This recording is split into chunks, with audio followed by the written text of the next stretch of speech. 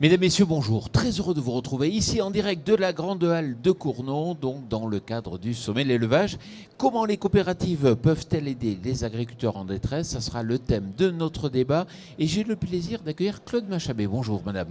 Bonjour. Vous êtes responsable du service adhérent de la coopérative Limagrin. Juste 3 chiffres clés sur la coopérative. Alors, le Limagrin, déjà, c'est le groupe Limagrin. C'est le 4e semencier mondial. C'est 9000 salariés. C'est pas loin de 2 milliards de chiffre d'affaires.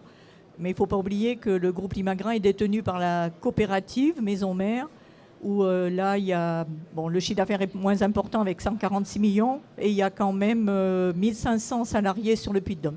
À vos côtés, Michel Fouché, directeur de la coopérative Happy Diffusion. Vous venez de Vendée. Juste pareil, 3 chiffres clés. Oui. Bonjour à tous.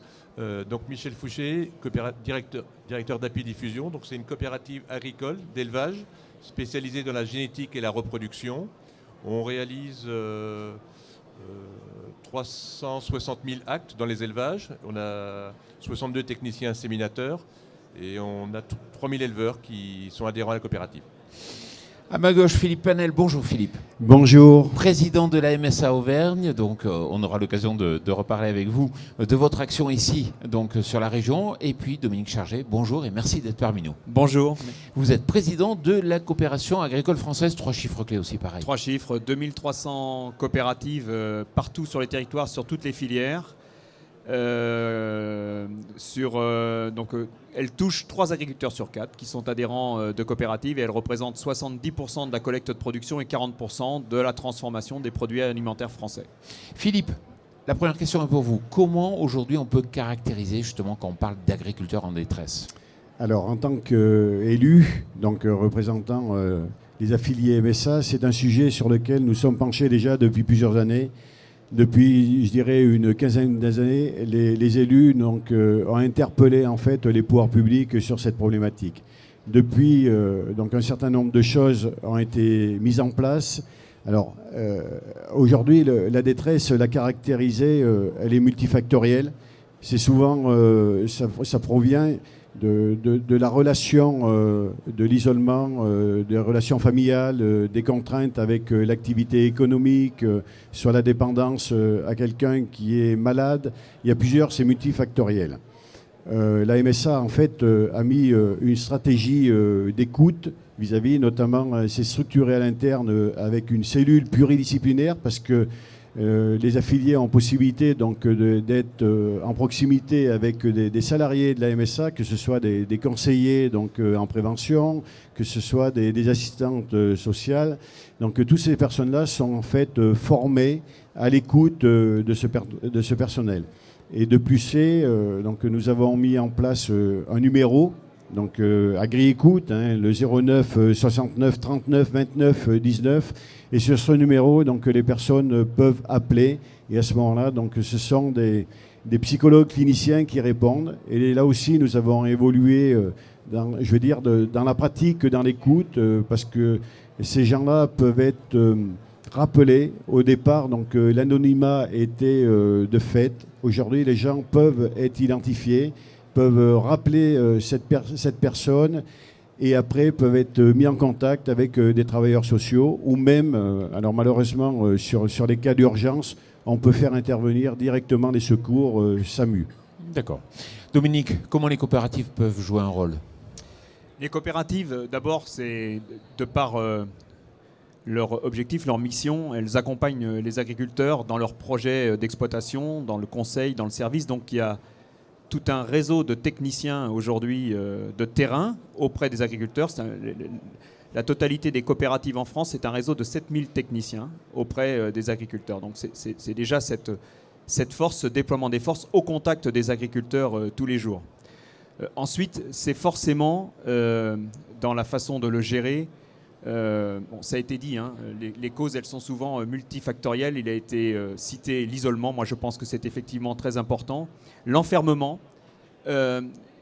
Dans l'inconscient collectif, j'allais dire, du monde agricole et rural, il y a le refus d'avouer une difficulté dont on culpabilise par nature. Ça, il faut absolument rompre avec cet état d'esprit qui est un peu ancestral et qu'on doit combattre. Donc c'est d'être capable de travailler sur ces questions-là. Ensuite, dans notre action, c'est forcément quelque chose de territorial, mais qui doit prendre en compte l'ensemble des organisations qui doivent s'impliquer sur ce sujet-là. Et on y travaille évidemment avec l'ensemble des partenaires que sont les acteurs des territoires, la MSA qui est ici à nos côtés, mais également l'ensemble des interprofessions, des autres organisations professionnelles qui doivent être impliquées. D'ailleurs, sur ce sujet-là, je souligne l'initiative d'Alice, il y a quelques années, d'avoir pris ce sujet comme étant un sujet important parce qu'ils ont aussi, dans le secteur laitier, et dans le secteur de l'élevage d'une manière générale, une proximité auprès des adhérents.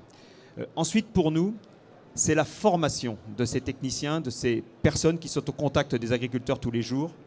D'abord pour appréhender ce sujet de la difficulté, les former, les sensibiliser, les aider à détecter les signaux faibles d'une situation qui qui se met en situation de perte de contrôle, de difficultés potentielles, pour intervenir le plus tôt possible sur un risque de détresse des agriculteurs. Ensuite, il faut travailler au non-isolement. Et j'allais dire, ce qu'on est en train de faire ici, dans un salon comme celui-là, comme dans les autres salons qui ont repris, est quelque chose qui doit participer à ce que les agriculteurs puissent se voir, communiquer entre eux, parler de leur métier, parler de leurs difficultés. Donc c'est aussi dans notre rôle de coopérative, profiter des moments de réunion des agriculteurs pour les faire échanger entre eux, justement pour montrer ou les sensibiliser au fait qu'ils ne sont pas les seuls à rencontrer des difficultés et qu'il faut parler de ces difficultés. C'est super important ce que vous dites. C'est le fait d'en parler. Il faut briser cette notion de pudeur qui va à propos là-dessus. On a des personnes qui vivent une situation compliquée, mais il y a plein d'entreprises qui ont des situations compliquées. Il faut en parler. Je suis d'accord. Et donc, repérer tôt, faire sortir des situations d'isolement, faire échanger les gens, les orienter quand c'est nécessaire, quand j'allais dire, les effets psychologiques deviennent importants, les orienter vers des situations d'aide dans leurs difficultés. Et puis après, au niveau de la coopération agricole, pour nous, c'est un sujet évidemment que nous avons aussi appréhendé, c'est aider les pouvoirs publics à accompagner aussi ce dispositif. Et nous avons évidemment participé à la construction du rapport d'Amessin sur le sujet. Et nous sommes en train de travailler aujourd'hui sur ce qui est en cours de finalisation, c'est-à-dire un plan d'accompagnement des agriculteurs que le gouvernement doit produire aujourd'hui. Philippe, vous souhaitiez réagir? Oui, pour compléter les propos de Dominique, effectivement. Donc le sujet, je n'osais pas le dire au départ, mais il est franchement culturel. Donc c'est aujourd'hui la grande difficulté, effectivement, ça a été évoqué, c'est la détection précoce. On ne dispose pas des outils, je dirais, nécessaires pour ce faire. Donc c'est franchement le fait d'aller sur un lien humain. Et je crois qu'aujourd'hui, il faut on dispose d'un certain nombre de moyens, mais il faut franchement inciter les gens à se faire connaître. Je pense qu'il ne faut pas qu'ils restent dans l'ombre et qu'ils se mettent en avant. Après, il y a la façon aussi d'aborder la personne en difficulté. Donc nous avons notre réseau d'élus et qui atteint ses limites, ça a été dit, la complémentarité avec tous les acteurs de territoire, notamment qui gravitent autour de la ferme, on va dire, fonction de la production. Donc on a des gens qui sont souvent en relation avec l'agriculteur, donc ces gens-là sont capables à même d'inciter la personne. Mais pour que ça marche, il faut que la personne se mette volontaire dans l'action, qu'elle prenne elle-même en fait conscience qu'autour d'elle, elle peut avoir un certain nombre de services à disposition, mais qu'il faut qu'elle franchisse le pas. Et croyez-moi, c'est là que l'action bloque un peu, que nous avons des difficultés à engager la personne dans cette démarche. Après, on a des moyens. Je veux dire que la détection précoce systématique n'est aujourd'hui difficilement envisageable. C'est pour ça que le lien de partenariat et d'associer donc l'ensemble des acteurs autour de la personne est indispensable. Vous dites précoce, ça signifie quoi concrètement? Eh bien, c'est justement qu'on arrive difficilement à évaluer, parce que alors on a un certain nombre de signaux. Je pense que la COP, quand elle voit que les factures ne sont pas réglées, quand on voit que la production ne respecte pas le cahier des charges, que les travaux ne sont pas faits à temps, quand on téléphone, l'agriculteur ne répond pas, le courrier est sans réponse. Et là, à ce moment-là, voilà, c'est des signes sur lesquels on doit être quand même très attentif. L'événement familial, voilà, les choses de la vie, une séparation, un décès, une maladie, c'est des choses, je pense, qui doivent demander énormément de bienveillance. Mais ça, c'est à nous tous. Hein. On a, je vois, en MSA, on a atteint nos limites. C'est un problème humain dans lequel il faut faire appel à des outils humains Voilà. et non pas des outils numériques. C'est pas un algorithme qui va régler ça. Ouais. Pour nous, ce qui est important, c'est aussi d'accompagner le technicien de terrain dans sa démarche auprès des agriculteurs qui sont susceptibles d'entrer dans ces phases de difficulté. Et en les aidant, donc il y a la sensibilisation donc, des techniciens. Mais après, ce que j'avais demandé, moi, c'est qu'on leur fournisse une forme de boîte à outils de la bonne attitude. C'est-à-dire qu'il faut surtout ne pas refuser le problème devant lequel on se trouve. Il faut s'engager à le traiter avec, évidemment, le consentement de la personne. Donc, se doter quelque part de ce que sont les éléments signaux faibles, qui définissent les signaux faibles, et d'adopter la bonne attitude qui d'ailleurs pourra être très variable suivant la façon dont les gens réagissent face à ce type de situation, et surtout les encadrer après pour que les accompagner aussi dans la prise en charge et faire remonter, ensuite avoir les structures adaptées pour que les choses puissent être gérées, mises dans des cercles qui sont beaucoup plus larges et qui mettent l'ensemble des acteurs autour de la table. Mais c'est extrêmement important que nous accompagnions aussi les techniciens qui sont au contact des agriculteurs tous les jours et qui sont susceptibles de se trouver face à ce genre de situation et qu'ils doivent être en capacité de traiter. De l'humain, du collectif. Toujours une relation humaine, bien quand même distincte. La première est détection.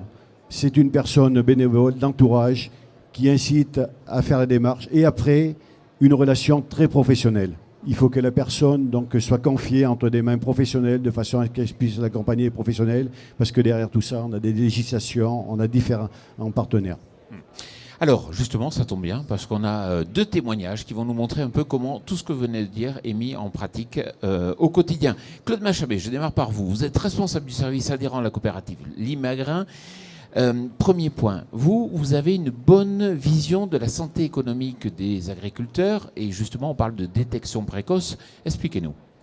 Alors, dans mon service, on a une bonne vision du monde agricole, on va dire, notamment économique, hein, puisque c'est le service qui facture et qui paye et qui facture. Mais on n'est pas seul. Je pense que ce qui est important aussi dans la coopérative, c'est qu'on a tout un réseau. Je pense aux techniciens qui sont les techniciens de proximité, les gens qui sont dans les magasins agricoles. Je pense aussi à nos élus, les administrateurs, qui ont aussi un rôle important. Et donc pour la détection, on a un peu tous ces gens-là, mais une fois qu'on a détecté quelqu'un, il faut l'aborder. C'est pas toujours le plus facile, et le côté économique, c'est pas forcément la meilleure entrée. Mais on y arrive, et je pense que le plus important, c'est une fois qu'on a détecté, c'est d'avoir des partenaires. Donc les partenaires comme les banques, comme la MSA bien évidemment, comme les associations d'agriculteurs, voilà, toute la chambre d'agriculture, peu importe, mais tout un réseau de partenaires pour qu'on prenne en considération l'ensemble de la problématique de l'agriculteur. Et comment faites-vous pour différencier donc un agriculteur qui est en difficulté économique de celui qui est en train de basculer en difficulté psychologique ? Alors la difficulté économique, elle est facile à voir, elle est dans les chiffres, elle est dans les logiciels. La difficulté personnelle, ça c'est le contact humain. C'est du temps passé au téléphone, c'est du temps en direct, c'est un petit écho qu'on a d'un technicien qui nous dit mais là on sait qu'il y a cette chose-là, etc. Et après je pense qu'effectivement c'est aussi un métier d'approcher les gens, il faut être humble. Les solutions, ce n'est pas nous qui allons les trouver, c'est l'agriculteur qui va les trouver. Alors on poursuit un peu la chaîne puisqu'on étudie un peu les différents maillons. Vous avez justement un agriculteur qui est en détresse. Comment, là, vous allez jouer votre rôle de médiatrice pour pouvoir transférer justement l'appel à l'aide? On a la chance d'avoir un bon réseau, MSA, les banques, enfin les centres de gestion aussi que j'oublie, les comptables, les associations. Et donc du coup, quand on travaille à plusieurs, c'est déjà plus facile après d'appréhender. Et en fait, l'entrée, elle est par un de ces partenaires-là. Et ensuite, on se met ensemble pour voir la problématique globale de l'agriculteur. Vous avez un cas concret à nous détailler, peut-être pour nous expliquer ? Oui, alors le cas concret, je vais prendre un cas qu'on pense peut-être pas forcément. parce qu'on pense toujours que l'agriculteur en difficulté, il a plus de 50 ans, il a eu des problèmes dans sa vie, etc. Ce n'est pas toujours le cas. Et le cas que je vais vous citer, c'est un cas que j'ai connu il y a quelques années. Ça s'est très bien passé par la suite, donc tant mieux. C'était un jeune homme de 35 ans, marié, 2 enfants, avec une surface de culture d'une centaine d'hectares, dans le cadre familial, hein, donc l'exploitation. Et le jeune homme, donc une bonne EBE, hein, une EBE à 80 000 €, c'était pas si mal que ça. Excédent brut d'exploitation. Voilà, pardon. Et puis, et par contre, avec des dettes qui avoisinaient les 500 000 €. Et quand on a, à plusieurs partenaires, quand on a reçu ce jeune homme, d'ailleurs, il est arrivé les mains vides. Et la problématique, c'était enfin, on a vite vu que techniquement, c'était quelqu'un qui adorait son métier, qu'on ne le voyait pas faire autre chose, qui était à fond dans son métier, mais il avait oublié qu'il y avait aussi la partie économique. Donc avec une situation assez compliquée. Je me rappelle beaucoup du premier rendez-vous, où à l'issue du premier rendez-vous, il est reparti, je pense, avec beaucoup d'informations qu'on lui avait données sur sa situation économique et sur le danger de sa situation économique. Et quand on s'est retrouvés, tous les partenaires autour de la table, une fois qu'il a eu franchi la porte, on a eu un sentiment que ce garçon, il ne fallait pas qu'il fasse une connerie.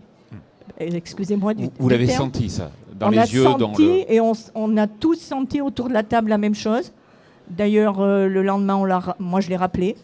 Mais on a senti, et surtout que ça serait du gâchis si ce jeune homme, ses difficultés économiques l'amenaient à faire l'irréparable. À faire l'irréparable. Et là, on avait une exploitation qui fonctionnait bien, on avait peut-être des investissements en machinisme trop importants, enfin ça va être le schéma un peu général. Et là, vous avez senti qu'effectivement, on passait du problème économique à vraiment la détresse dont on parle. Merci beaucoup pour ce témoignage. Michel Fouché, vous allez nous parler un peu de la démarche de votre entreprise. Quelle a été la motivation, justement ? En fait, c'est parti de la demande des salariés. C'est-à-dire qu'une personne effectivement qui s'occupait du recouvrement et puis le responsable des inséminateurs ont discuté ensemble de difficultés qu'ils avaient en termes de relations avec certains éleveurs dans des cas difficiles de recouvrement de créances, par exemple. Et puis, à ce moment-là, on était en contact avec la cellule Réagir de Vendée, et où on retrouve effectivement toutes les OPA, la MSA. Et il y a des formations qui se sont mises en place.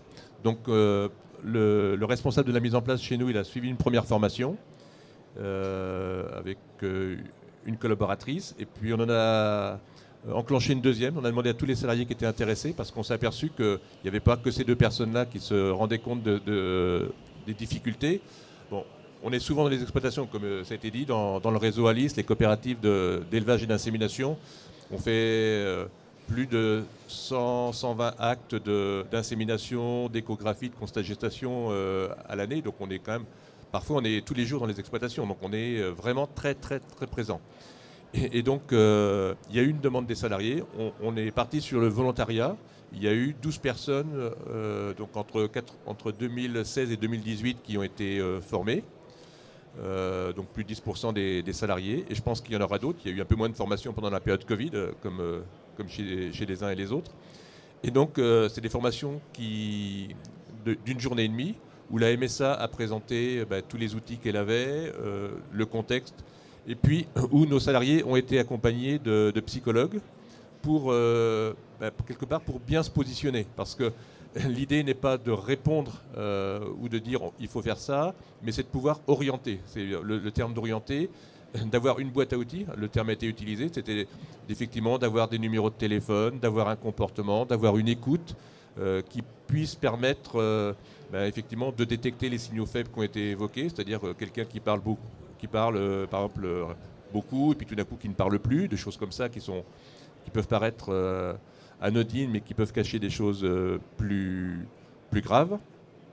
Et donc, voilà, on a formé une douzaine de personnes qui, à la fois, parfois sur des aspects de recouvrement de créances, parfois sur des aspects de fonctionnement de GAEC, parce qu'on a beaucoup de GAEC, tout à coup il y a des choses qui se passent moins bien.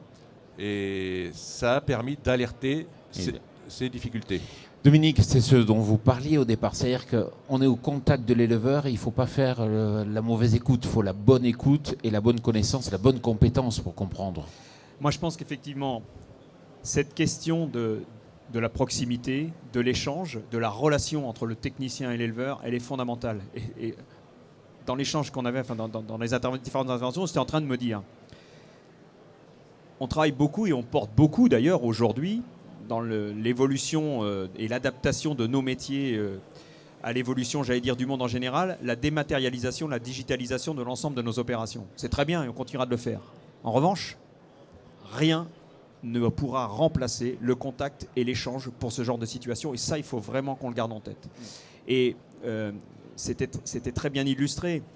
Je pense que dans un échange, quand un technicien connaît l'éleveur, le changement de comportement, le changement d'attitude, le changement de discours, la lassitude qui peut venir tout à coup s'infiltrer dans le discours de l'éleveur, ça, il faut savoir le détecter très tôt. Et plus on saura le prendre tôt, plus on saura le traiter. Et moi, je pense que l'élément qui doit venir après, donc effectivement, il y a la mise en réseau de l'ensemble de nos organisations, mais c'est de trouver les lieux d'échange et de partage des éleveurs entre eux. Parce qu'à un moment, les difficultés, ça arrive à tout le monde. J'allais dire presque l'échec est quelque chose que quand on est entrepreneur, on doit aussi être capable d'accepter. Toutes les entreprises ont des difficultés. Absolument. Enfin, les Américains disent qu'un échec, une faillite, est un nouveau départ. Et nous, on dit la faillite, c'est la fin.